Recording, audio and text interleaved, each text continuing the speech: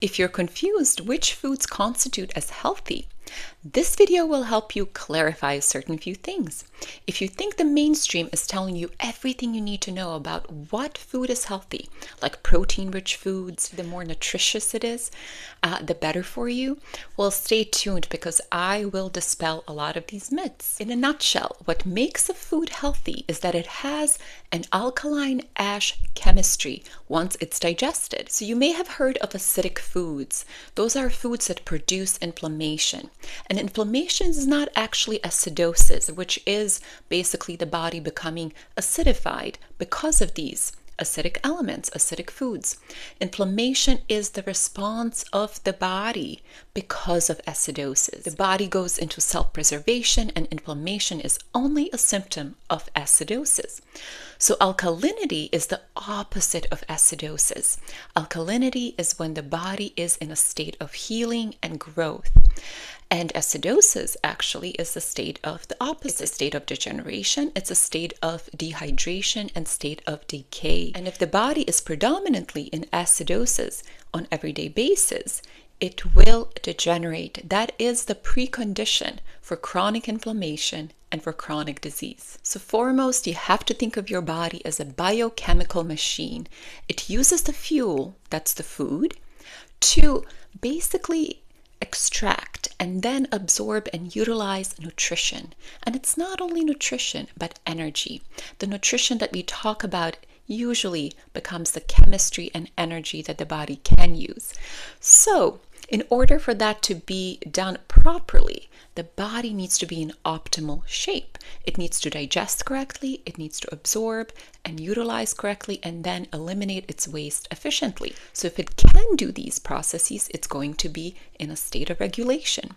However, if it can't, because it's bombarded by acidic chemistry from food, from thoughts, from emotions, from chemicals from the outside of ourselves, then it's going to have a harder time being resilient, meaning its internal processes are going to be highly compromised, its organs are going to weaken, and its eliminatory processes are going to suffer.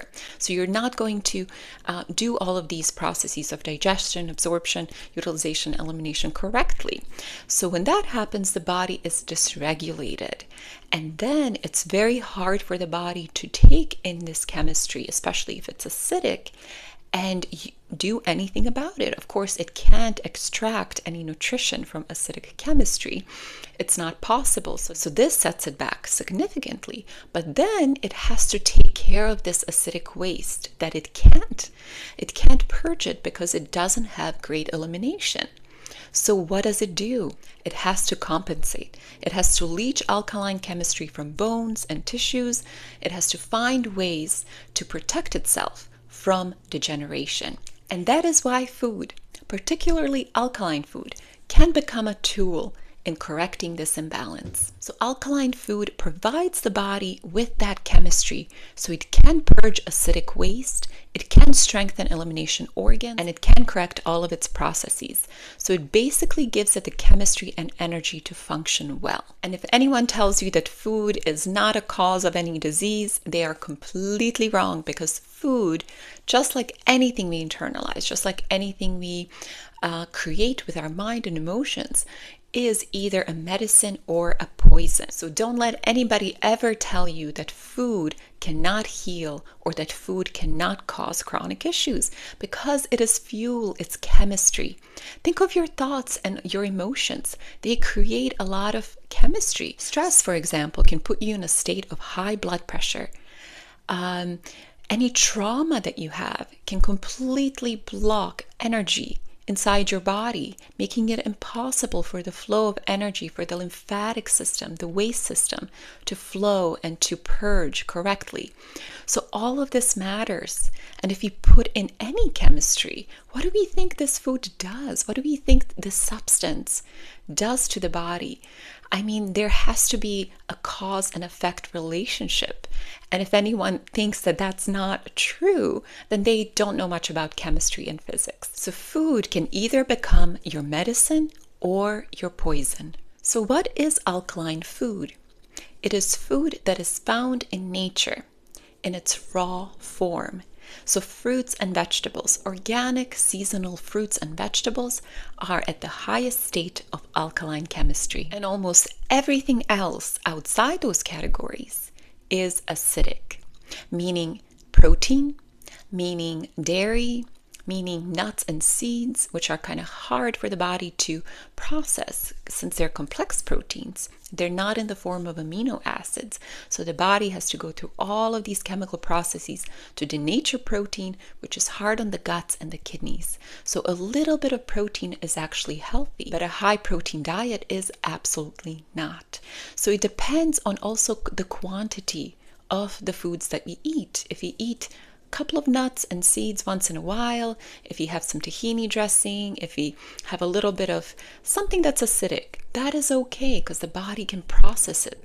If it's strong enough, it can take care of it. But if you constantly eat acidic foods, the body will not be able to take care of all of that acidic waste and purge it. When you think of health, think of accumulation. So whatever you do consecutively matters. Whatever you do once in a while doesn't matter, especially if you're healthy. So if you're more in the chronic state, that is a bit different. So you have to be more careful even with the once in a while cheats. But if you're relatively healthy, what you do on everyday basis matters. And what you do once in a while in a weekend is not going to matter that much. So let's go back to proteins and dairy. Why aren't proteins that healthy?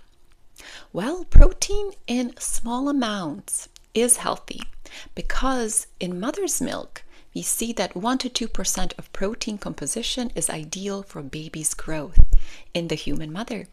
And so every species has a different ratio of proteins and fats and carbohydrates. The human species mostly requires carbohydrates in the form of simple sugars as its fuel, as its nutrition. The fats are secondary, and the least required element that the body needs are proteins. So this whole protein, you're going to be deficient if you don't have enough protein. You should think about protein every, day for breakfast and lunch and dinner. And if you don't get enough, end of the world. I don't know anyone who has been hospitalized or who has died from protein deficiency. It is a myth. Protein deficiency is a myth. Protein is found everywhere. And contrary to popular belief, even fruits and vegetables have protein, but their type of protein comes in the form of amino acids, which is the best protein form the body can use. Amino acids are the building blocks of protein. So they're the simplest molecules that the protein is made out of, that the body has to then go in and denature, has to process a whole complex protein to get to those amino acids that it needs. So actually, if you give the body amino acids, the body will get the protein structures it needs without using all of its energy reserves to break down this complex molecule of a complex protein, which is very taxing. So imagine you don't have a lot of energy in your body because your body is dealing with acidosis. It cannot self-heal. It's just compensating and keeping itself alive daily. It doesn't have resources. So what happens is if you put in very highly complex foods, which is protein, the body needs to use all of its energy, its precious reserves, to break it down. But if you give the body what it needs in its simplest form, it doesn't need to do that breakdown. So it doesn't use that energy, those resources. So when you give the body what it needs in the simplest form, then it can use it right away. It doesn't need to have that energy and those resources to break down something complex. It has what it needs in the simplest form. It can absorb it and it can use it right away for the benefit of the whole system, for the benefit of the cells. So that's what we need. We need simplicity. When it comes to healing and the healthiest foods, it is simplicity that counts. Simplicity provides the body with what it needs without taxing it, so it doesn't have to break down complex compounds, which are energy intensive. And remember, energy is everything. The chemistry you're eating converts to energy, and that energy is used for activity, for daily processes, for all of these complex processes the body goes through. It's also used for brain function, for structural components, and for repair, but most importantly, it's used for self-healing. So if the body doesn't have the energy that it needs, it's constantly digesting, it's constantly breaking down complex proteins, complex compounds, it's going to get worn down. So what about dairy? Well, dairy is also highly acidic to the body. And it is because the dairy doesn't come from our own mom. The point of milk is to give the young baby everything it needs nutritionally so it can grow. And that nutrition should come from its own mom. Because as we talked about, each species has a specific need of nutrition. It needs a certain amount of fats, a certain amount of carbohydrates, a certain amount of protein. All of this is different from a cow to a human to a monkey. So we're all very different. So this nutritional dependency on our mom stops around, month 6 to a year.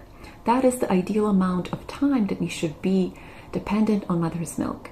After that, humans are not designed to have milk, even their mom's milk. You can definitely argue that you can prolong this process, that the child can require some elements past year 1, maybe year 2, but this is very debatable. After that, however, we are certain that we cannot depend on mother's milk, but we need nutrition from food to give us what we need as adults. So when you think about all of that and our bodies changing enzyme structures as we go from a baby to a toddler to a small child and then an adult, everything changes. Our nutritional needs change and we are no longer dependent on the mom for milk. So if we're not dependent on the mom for milk, we shouldn't be drinking not only mom's milk, but any other species' milk, because milk is meant for each baby's species. So humans should not be drinking cow milk, they should not be drinking lizard milk, they should not be drinking any other species' milk but their moms, and only when they are babies, when they are below 2 years old. What happens after this period is that we lose certain enzymes which digest milk and assimilate it into the body, and that is lactase. So some people say they're lactase intolerant, while other people can tolerate lactase. But to tell you the truth, that depends on just the biology of the person, who is more impacted by the milk than not. But all of our species are impacted by milk because all of us lack that capacity to actually assimilate it correctly. So all of us are lactase intolerant, but some are less than others because of genetic, ethnic differences, and so forth. The way that milk is assimilated in the body in adulthood is very acidic. So imagine putting foreign proteins, foreign fats, foreign chemistry that the body doesn't know what to do with. So mucus formation is the side effect of acidity. So when you have a cold, you expel a lot of mucus because colds are the body's self-healing mechanism. You should never stop a cold because a cold heals you. What a cold does is expels a lot of mucus that has been stuck in the body and couldn't come out other ways. What happens when you have a cold is that the body releases a lot of its mucus that's stuck and suppressed and can't come out in other ways.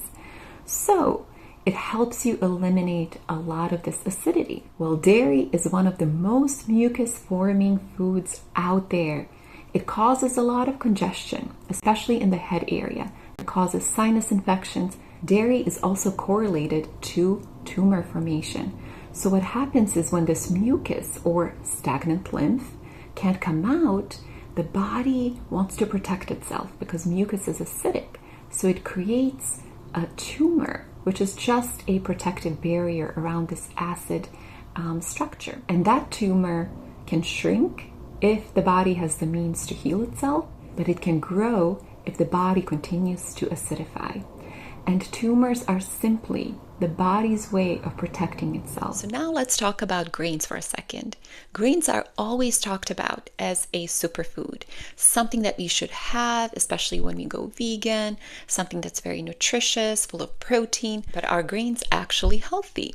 Well, chemically speaking, most grains are acidic. So they're not that great for you, specifically because on their outer shell, they have compounds that protect that grain from any pest, from any predator, so it can survive. And this compound is called a lectin. It's simply a coated protein that irritates the gut of that predator or anybody who's trying to eat that seed, that grain, and that vegetable. So most seeds and nuts and grains have lectins, meaning they're coated with this toxic coating that irritates our guts when we consume it. But there's a way to work with lectins and remove most of them, and that is sprouting. So when you sprout grains, seeds, and nuts, you immerse them in water and you let them soak for 24 to 48 hours in water, because this tells the compound that it's safe to grow. So when a seed of a plant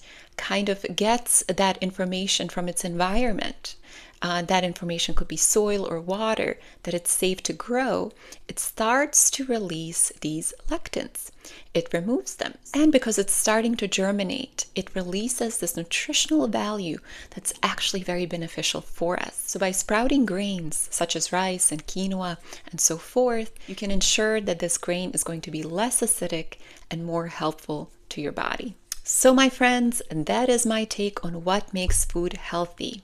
Remember, there are a lot of different discords and dialogues around nutrition and food.